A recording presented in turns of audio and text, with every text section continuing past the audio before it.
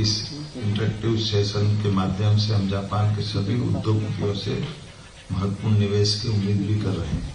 मध्य प्रदेश की अर्थव्यवस्था लगभग एक दशक में 3 गुना बढ़ी है, जिसको हमने हमारी सरकार बनने के बाद 5 साल में डबल करने का टारगेट लिया है। हमारी कई सारी पॉलिसियां भी हम बदल रहे हैं और काफी अनुकूल पॉलिसी बना रहे हैं, जिसके आधार पर देश भर में तो अनुकूल माहौल बनाई है, विश्व में भी मध्य प्रदेश के प्रति लोगों की रुचि बढ़ी है।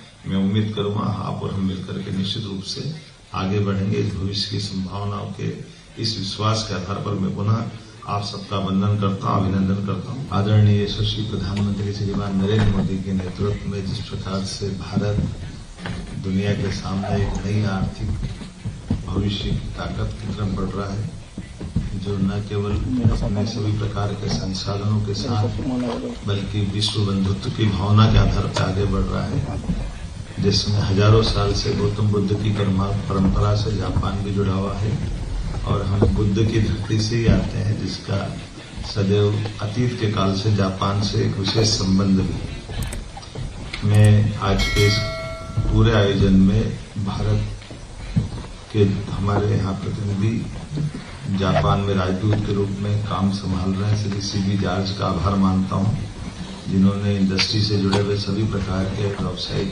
घरानों के लोगों को जोड़ने के लिए अपनी महती भूमिका अदा की है। जापान का प्राचीन काल से आधुनिक काल तक बहुत समृद्ध इतिहास है। मैं विनाशकारी भूकंपों, प्राकृतिक आपदाओं से उभरते हुए जापान की उस उद्यमशीलता को भी नमन करता हूं और बधाई देता हूं, जिसके कारण से जापान दुनिया के सामने फिर एक अलग पहचान बना के खड़ा है। जापान से हमारे अतीत के काल के संबंध तो है ही, लेकिन जापान आज बढ़ते समय में एक विशिष्ट अपनी जीवन शैली और औद्योगिक श्रेणी के साथ आर्थिक युग की संपन्नता के स्थान पाने वाला स्थान जापान भी है। लेकिन जापान से मध्य प्रदेश के संबंध भी अब आज के इस व्यावसायिक दृष्टि से बहुत अलग प्रकार से जुड़े हैं।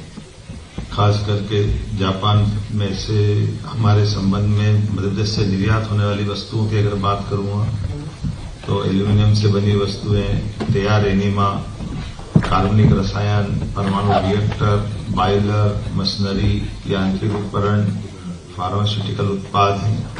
2023-24 में मध्य प्रदेश से जापान को $92.8 मिलियन का निर्यात किया गया है। जापान में मैन्युफैक्चरिंग क्षेत्र और अन्य क्षेत्रों से कई जुड़े हुए उद्योग भी हैं। इस इंटरेक्टिव सेशन के माध्यम से हम जापान के सभी उद्योगपतियों से महत्वपूर्ण निवेश की उम्मीद भी कर रहे हैं। मध्य प्रदेश क्षेत्रफल की दृष्टि से भारत का दूसरा बड़ा राज्य है, जहां 8.5 करोड़ की आबादी विराजमान है। भारत की 50% आबादी का मध्य प्रदेश कैचमेंट एरिया में अपने आप को मान के चलता है और मध्य प्रदेश की अर्थव्यवस्था लगभग एक दशक में 3 गुना बढ़ी है, जिसको हमने हमारी सरकार बनने के बाद 5 साल में डबल करने का टारगेट लिया है। और खास करके इसी सब कारणों से हमारा अपना पूंजीगत व्यय और सरकारी व्यय इस वर्ष की तुलना में हमने पिछले वर्षों के आधार पर 19% बढ़ाया है, जो किसी भी राज्य के बढ़ते हुई प्रगति का द्योतक है। पिछले 5 वर्ष में हमने अपने निर्यात के प्रयास बढ़ाए हैं, जिसमें लगभग 2023-24 में 65,000 करोड़ का निर्यात मध्य प्रदेश के द्वारा किया गया है। औद्योगिक संभावनाओं की सभी बातों पर मेरे काबिल अफसरों ने अपनी विस्तार से बात कही है, जैसे एनर्जी सेक्टर में, माइनिंग सेक्टर में, एजुकेशन सेक्टर में, हमारे एमएसएमई और हेवी इंडस्ट्री सेक्टर में, सभी क्षेत्रों में समान रूप से हमारी कई सारी पॉलिसियां भी हम बदल रहे हैं और काफी अनुकूल पॉलिसी बना रहे हैं, जिसके आधार पर देश भर में तो अनुकूल माहौल बनाई है, विश्व में भी मध्य प्रदेश के प्रति लोगों की रुचि बढ़ी है। लेकिन मैं आज इनके साथ इसीलिए आया हूं कि ये पॉलिसियों के इतर जाकर के भी, इससे बाहर जाकर भी हमको अगर कोई आवश्यकता पड़ेगी तो सरकार हर निवेशकों के हिसाब से भी इसमें कंसीडर करने के लिए हमारी मनोमस्तिष्क की भावनाएं खुली हुई है।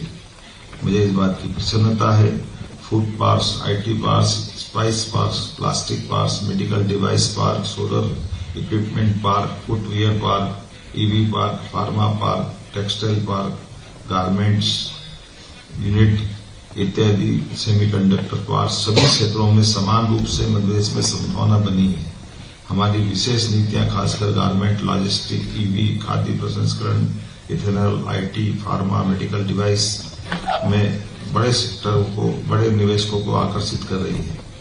मध्यप्रदेश में खास करके जब ये फूड बास्केट की बात हमारे राघवेंद्र सिंह जी ने कही है, तो ये बहुत सारी चीजों को जोड़ के चलने वाला हमारा प्रदेश है, जहां अच्छी नीति और नीयत के बलबूते पर बड़े पैमाने पर हमारी अपनी व्यवसायिक गतिविधियों को बढ़ाने के लिए लगातार सब तरफ से प्रोत्साहन मिल रहा है।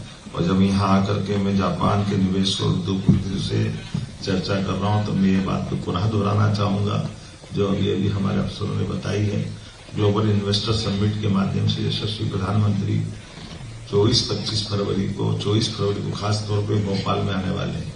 ऐसे में हमारे अलग अलग सेक्टर, जैसे मैंने पूर्व में उल्लेख किए, इन सभी के आधार पर अलग अलग इनके सेमिनार भी चलेंगे, निवेश की संभावनाओं पर बात भी होगी। तो जापान में बड़े पैमाने पर हमारे से जुड़ने की संभावना भी है। और खासकर एक और सेक्टर छूटता है जिसपे हम और आप बात कर सकते हैं, वो हमारा स्किल डेवलपमेंट का। इसके माध्यम से हमारे यहाँ बड़ी संभावना है। अपने यहाँ एक तरह से आईटी से लगा करके इंजीनियरिंग कॉलेज, आईटीआई, पॉलिटेक्निक, बड़े पैमाने पे यूथ और बौद्धिक क्षमता का यूथ उपलब्ध है, जिसके आधार पर हम आप उससे एक दूसरे के साथ जुड़ करके काम कर सकते हैं। यहाँ की यूनिवर्सिटियों से हमारी यूनिवर्सिटियां 52 हमारी प्राइवेट सेक्टर है, 17 गवर्नमेंट यूनिवर्सिटियां हैं, बड़े पैमाने पर engineering college, medical college, health, education, ऐसे बड़े बड़े सेक्टर जिसमें लंबे समय तक जापान और भारत के संबंध मध्यप्रदेश के लिए काफी हितकर रहेंगे। आज के इस अवसर पर निवेश के लिए उपलब्ध सभी बुनियादी सुविधाओं को लेकर के विस्तार से यहाँ बातें हुई है।